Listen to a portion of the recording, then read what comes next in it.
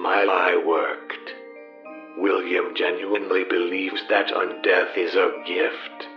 Of course, when you phrase it as eternal life, it sounds appealing, even tantalizing.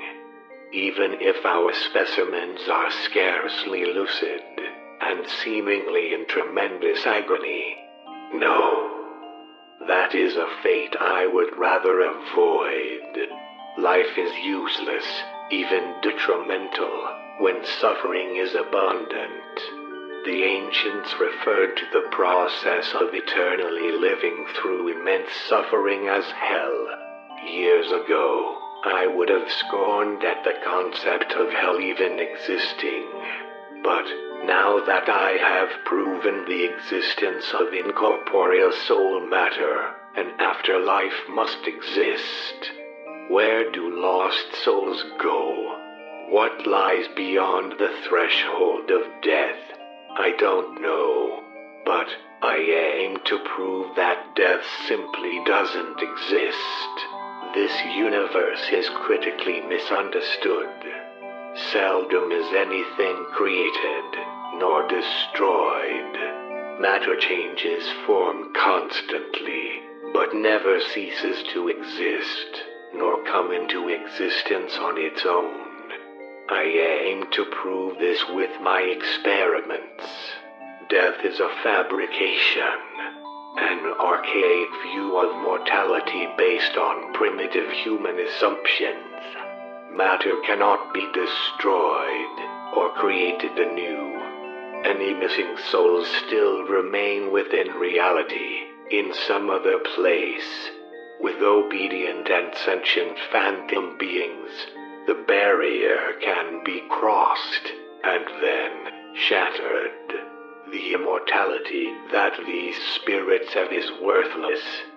What good is living forever, when air feels like it's on fire, and every nerve pulses through jagged metal and crudely stitched together leather? To understand such things, one must become mechanical. Organic matter is invariably complex, but machines can be deactivated, dismantled. Organic matter cannot be shut down and restarted so easily, but a machine, in theory, should it harbor a soul, could act as the portal between our realm and beyond. Once I find out where lost souls go, I can find out where we came from. In turn, we can work backwards. We weren't created either. We merely changed as all matter does. Joyously, I unravel the myth of our creation, and this is my legacy. I will remove the shackles of mortality from humankind. I am Doctor, and I will abolish death. I will teach the world all about the joy of creation itself.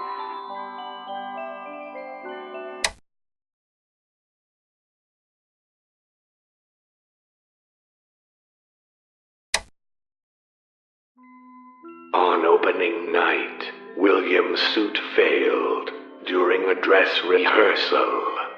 This was my own doing. I intentionally misdesigned the spring-loaded retention locks in William's suit, knowing full well that the spring mechanisms inside the suit would fail, with him inside. He died a predictably painful death on stage, following his bow at the end of our performance. What a moron.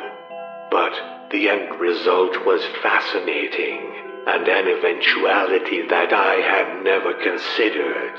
Despite steel rods piercing William's flesh and puncturing his lungs, William still walks amongst the living.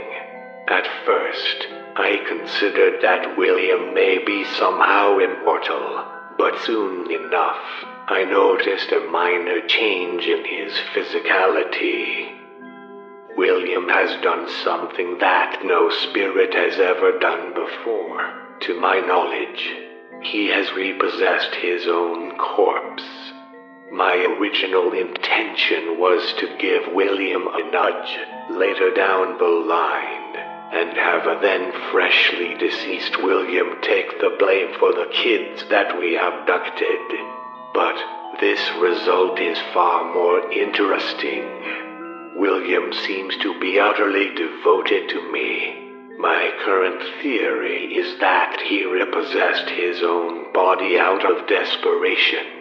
He essentially re-entered his own corpse, so he could keep going as if he never died. Most peculiar. William will stay as my partner. This development will advance my work by many months, perhaps even whole years.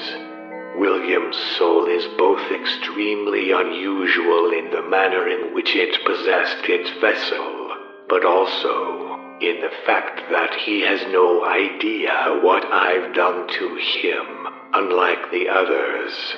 He will do anything that I tell him to do. He will act with complete obedience. William foolishly thinks that he has hidden this from me, but I can assure you that I can use this to my advantage. What would happen if William was to die again and repossess the same vessel? What if I were to damage his brain or remove his organs whilst he slept? Would he keep repossessing his old body just to stay with me? How far is this soul willing to go for me? How much pain will this soul endure just to stay here with me? If his soul was to pass on to the afterlife, could I trust it to come back? This may be the breakthrough that I was hoping for. My previous plan of intimidating and scaring the souls of lost children with violence and electrostatic forces was far too convoluted. William is the only test subject that I need now. The trust that William has placed in me is ill-founded.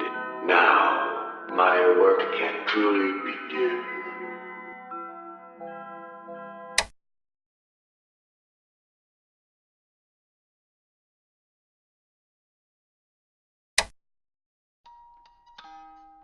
Henry, we need to talk. Do we, Willie? Yes, we sure do. Ever since we abducted that little girl, everything here has been weird as fuck. Tables emptying themselves, things moving. Customers here and whispers about us, about what we've done. And those robots have turned aggressive. Spring body almost bit my hand off during routine maintenance. I don't want to be inside that thing anymore. I knew that this was a bad idea. You lied to me. You took her life away, and we don't even have a third robot here. None of this was to make her more lifeline. What we've killed is our own dream. Shush. Relax, William. I know what I'm doing. I'm working on the solution to our problems right now. What's that on your desk, Henry? It looks like a marionette. This isn't just any marionette, Willie. This is a vessel for our little friend. I see. We've killed beyond our means, Willie. You mean you killed beyond your means? In any case, this puppet is the solution to all of our problems. The moment that dumb girl enters this puppet, she'll be stuck as a puppet. And then she'll be our puppet, being pulled by our strings, unable to harm us like the other two can. Okay, what about the abductions? Freddy Fastbendis has better-looking robots, and as if bad 3 children get abducted in their restaurant. 3 kids have died here. The police will... Relax, Willie, I've pinned the 3 missing children on our missing night guard. He's lying, half dead in the back. The police will presume that he took the kids away. Poor fool probably won't even get a gravestone. The suits have been bleached. This is a minor hiccup. What, Freddy's? I will pay a visit to Freddy's soon. Those 3 dead children will look like nothing compared to the 5 children that are going to go missing at Freddy's next week. Henry, I don't like this. Willie, this is our dream. Yes, but... This is what we have to do. Our diner, our family, our dream. This is what you wanted. Henry, You wanted this. Okay.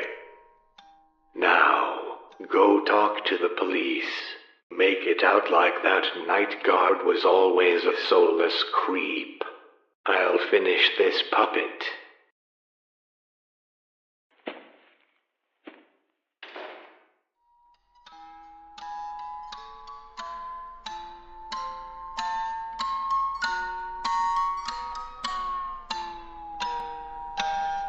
The clock stopped, never to go again, when the old man died.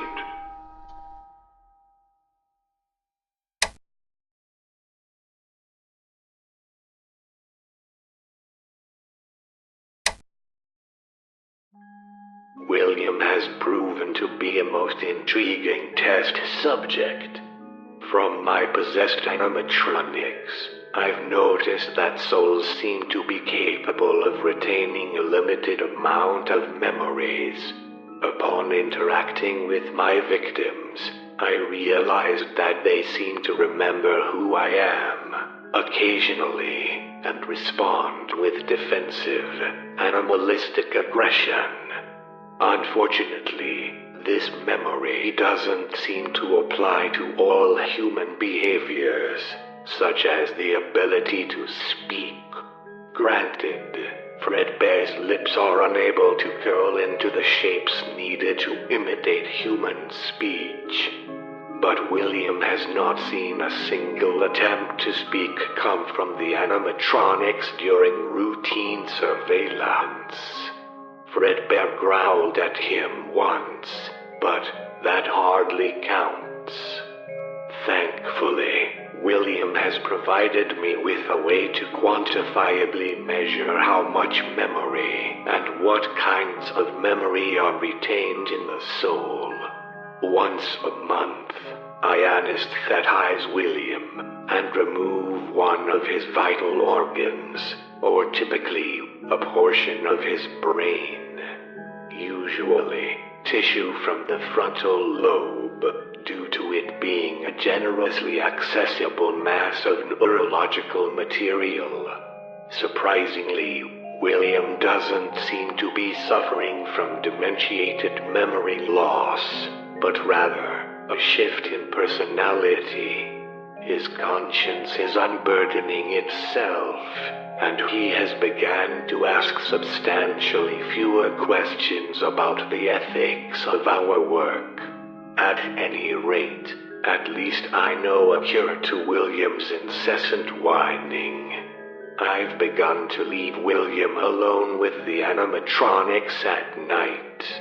Unbeknownst to him, he is being recorded around the clock, allowing me to watch him from afar and without tainting my results with his sentimentality. Sometimes William speaks to himself. I'd rather not think about what he's said lately. Work continues as usual. I will make the impossible possible.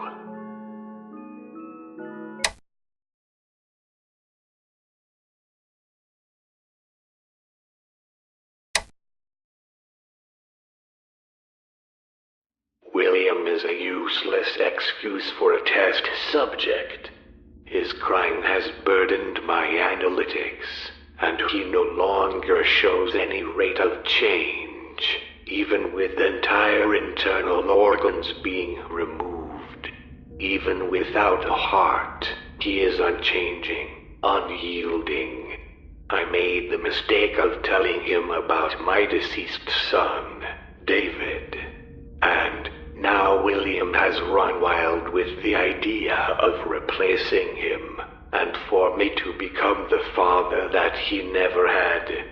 William is a monster, my monster, and I don't want him bearing my name, no less my son's.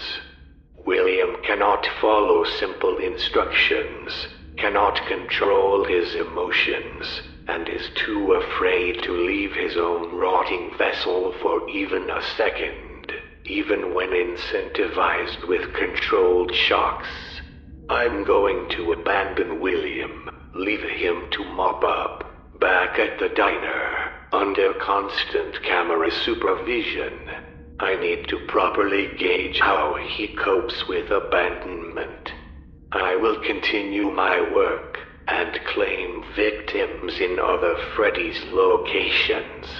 Just as the invasive cuckoo bird lays eggs in the nests of other birds, I shall claim victims at competing Freddy's locations, forcing them to maintain and monitor my test subjects. Another advantage of a lower density pattern of victims is their inability to gang upon me in the same place. Once enough souls are collected, I will have a substantial number of souls to produce the machine that I have hoped to build from day one. A machine that can successfully take an adult male from our realm to another, and back again. Soon, I aim to no longer be in this realm at all. Life as we know it will change, and you have me to thank for it.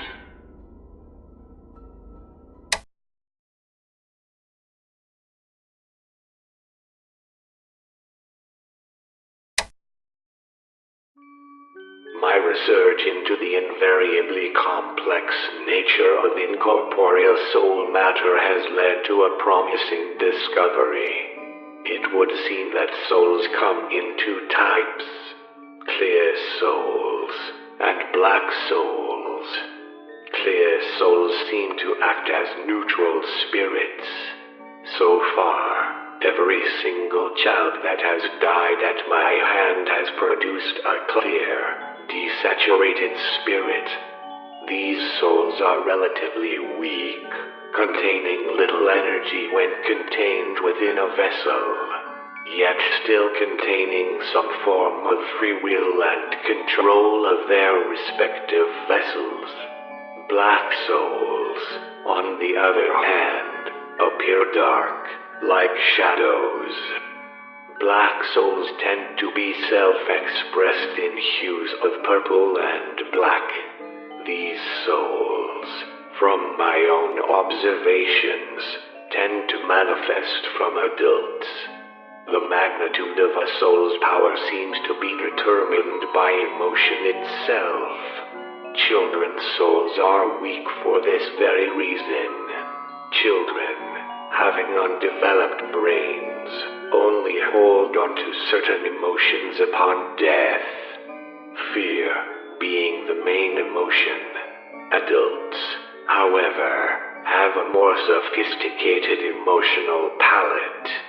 Anger, lust, greed, and even envy could manifest in souls. However, the most interesting emotion of all, in my observations, seems to be regret. Regret directly taints a soul, turning it charred and black. And with the darkened hue comes considerable power. While spatial manipulation and hauntings usually go hand in hand, take your common poltergeist, for example.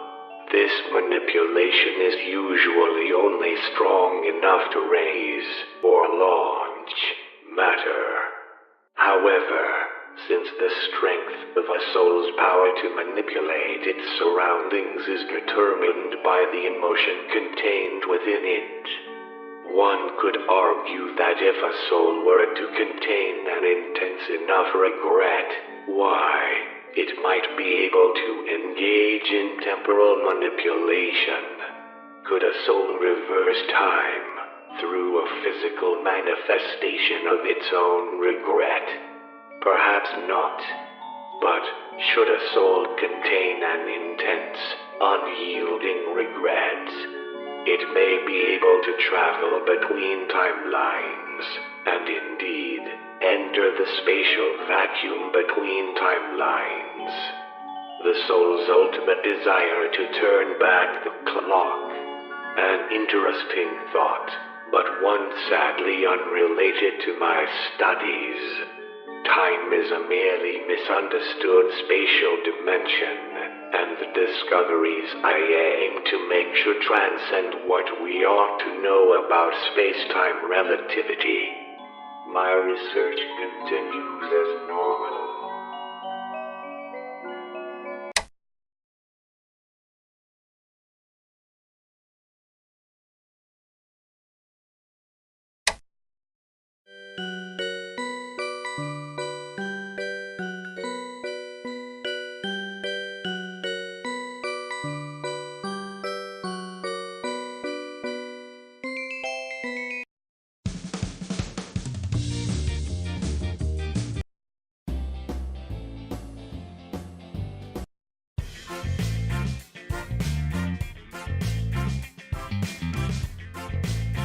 Hello?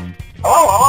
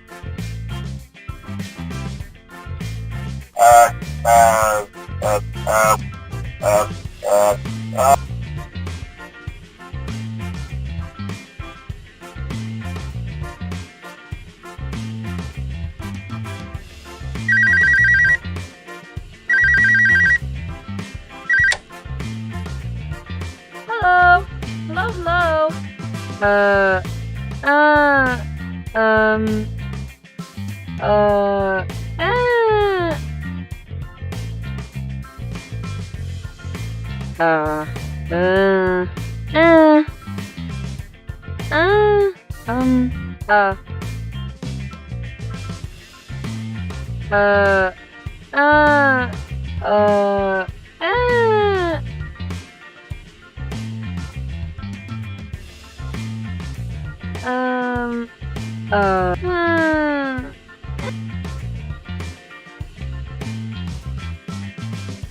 Ay, Dios mío.